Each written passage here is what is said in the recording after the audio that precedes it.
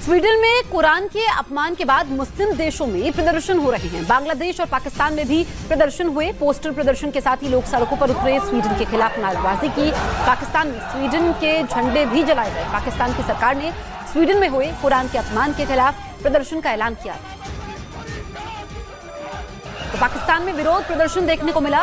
ये बांग्लादेश की तस्वीरें भी हम आपको दिखा रहे हैं। तो एक तरफ बांग्लादेश की तस्वीरें, दूसरी तरफ पाकिस्तान की तस्वीरें। दरअसल जो स्वीडन में कुरान का अपमान हुआ उसको लेकर के ये विरोध प्रदर्शन हुआ। स्वीडन का झंडा भी जलाया गया।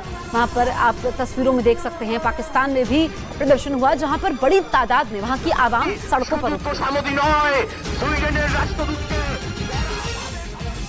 पश्चिमी मीडिया के मुताबिक रूस ने यूक्रेन पर जापोरिजिया परमाणु प्लांट के बारे में झूठ बोलकर तीसरे विश्व युद्ध का खतरा बढ़ाने का आरोप लगा दिया।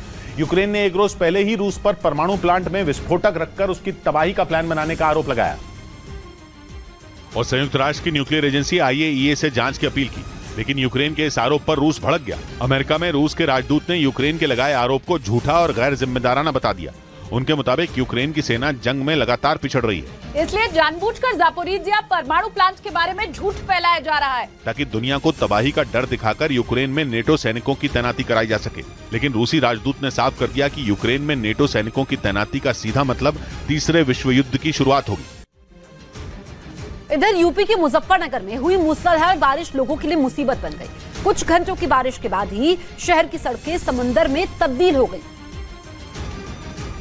और लोगों को अनजाने में भारी परेशानियों का सामना करना पड़ा।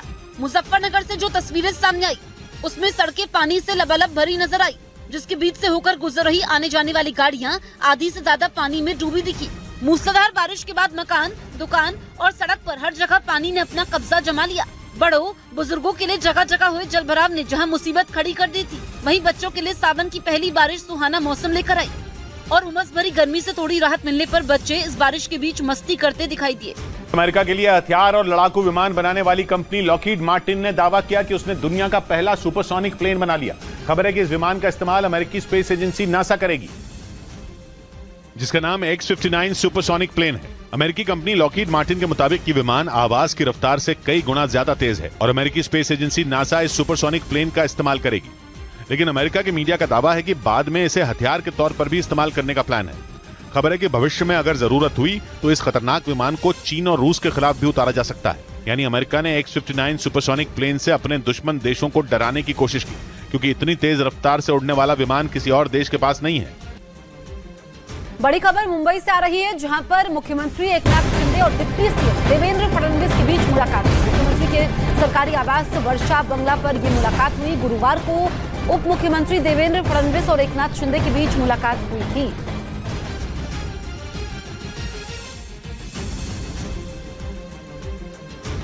उधर महाराष्ट्र में मंत्रिमंडल विस्तार जल्द होना है। उससे पहले कल बीजेपी की अहम बैठक हुई। मुंबई में हुई इस बैठक की अध्यक्षता देवेंद्र फडणवीस ने की। बैठक में देवेंद्र फडणवीस ने सभी विधायकों को संबोधित भी किया। बैठक में विधायकों को कहा गया कि पीएम मोदी के करिश्मे को देखकर एनसीपी अगर साथ आई है तो उसे साथ लेकर चले। देश के विकास के लिए एनसीपी हमारे साथ जुड़ी है।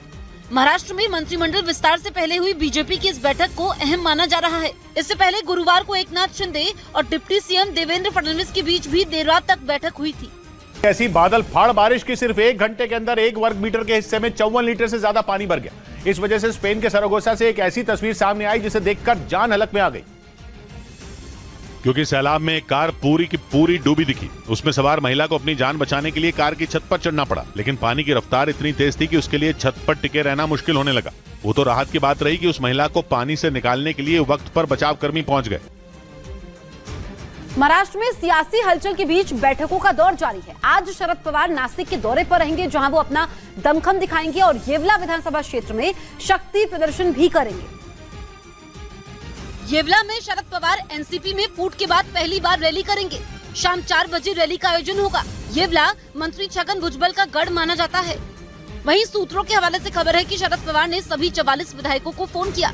हालांकि एनसीपी के जिन नेताओं ने मंत्री पद की शपथ ली उन्हें फोन नहीं किया गया। उधर अजीत पवार गुट ने शरद पवार पर हमला बोला और खुद को असली एनसीपी बताया। सैलाब में जिंदा रहने के लिए जद्दोजहद करने वाली वो महिला अकेले नहीं थी। स्पेन के सरागोसा से जिंदगी के लिए जंग की ऐसी कई तस्वीरें आई। जिनमें लोग जमीन आसमान एक करते दिखे। सैलाब में बहकर गाड़ियां एक दूसरे से टकरा गई थी, इसलिए कई लोग उनकी छतों पर चढ़े नजर आए।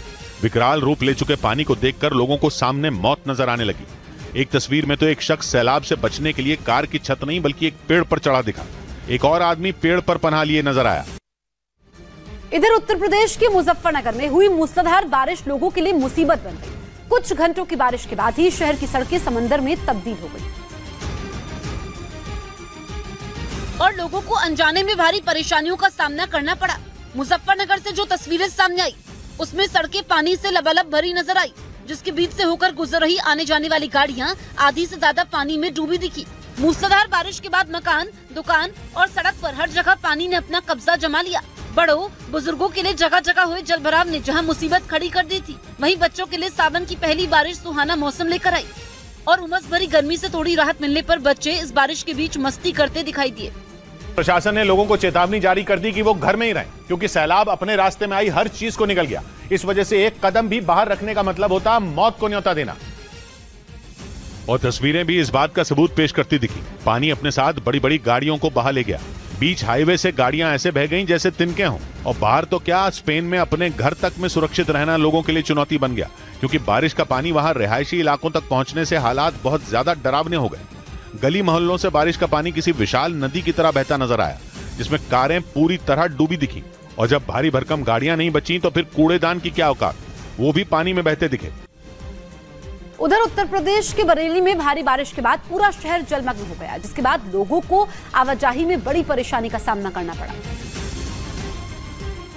क्योंकि तेज बारिश की वजह से सड़क पर गाड़ियां रेंगती दिखी और घंटों तक सड़क पर लंबा जैम लग गया। बरेली से जो तस्वीरें सामने आई उसमें पूरा शहर पानी में डूबा दिखा। लोग घुटने तक भरे पानी के बीच से गुजरते हुए अपने काम पर जाते दिखे। अस्पताल परिसर के बाहर भी कमर तक पानी भर गया, जिसकी वजह से मरीज के परिजनों को काफी परेशानियों का सामना करना पड़ा। इतना ही नहीं, अंडरपास तो पानी में पूरी तरह से डूब गया और लोग पानी के बीच से मोटरसाइकिल निकाल कर जाते दिखे। भारत में भी जोरदार बारिश ने हालात भयंकर कर दिए। उत्तर में उत्तराखंड से लेकर दक्षिण में केरल तक संकट के बादल बरस रहे हैं। उत्तराखंड के चमोली से तो हैरान करने वाला एक वीडियो सामने आया। वहां कुछ लोग जान जोखिम में डालकर बरसाती नाला पार करते दिखाई दिए, क्योंकि भारी बारिश की वजह से सड़कें पानी में समा गई। सामने आए वीडियो में नाले में उफान के बीच वो लोग एक मोटरसाइकिल को नाले के दूसरी तरफ ले जाने की कोशिश करते नजर आए। उन्होंने इसके लिए एक लकड़ी का सहारा लिया। लकड़ी को नाले में पड़े पत्थरों के ऊपर टिकाया गया, जिसके बाद कुछ लोगों ने मोटरसाइकिल को आगे से पकड़ा, जबकि बाकी लोग उसे पीछे से धकेलते दिखे। उन्होंने बहुत ही सावधानी से उस नाले को पार कर लिया, लेकिन वहाँ पानी का बहाव इतना ज्यादा था कि अगर गलती से भी उनका पैर फिसल जाता तो उनकी जान भी जा सकती थी। भारी बारिश की वजह से चमोली के कई हिस्सों में सड़कें पानी में डूब गयी, जिसकी वजह से लोग जुगाड़ से ही नदी और नाले पार कर रहे हैं। इधर अहमदाबाद में मॉनसून ने दस्तक देते ही तबाही मचा दी। भारी बारिश के बाद शहर में जगह जगह हुए जलभराव की वजह से लोगों का जीना मुहाल हो गया, क्योंकि वहां हो रही भारी बारिश की वजह से सड़कें समंदर में तब्दील हो गई। अहमदाबाद से जो तस्वीरें सामने आई वो बेहद डराने वाली है, जिसमें सड़क पर चलने वाली गाड़ियां छत तक पानी में डूबी दिखी। सड़कों के दोनों तरफ गाड़ियों की लंबी लाइन लग गई और गाड़ियां धीरे धीरे पानी के बीच रेंगती नजर आई, जबकि पैदल और मोटरसाइकिल सवारों के लिए पानी से होकर गुजरना और मुश्किल हो गया। बताया गया कि अहमदाबाद के पंचवटी सर्किल इलाके में ड्रेनेज लाइन खराब होने की वजह से बारिश के बाद हालात इतने बिगड़ गए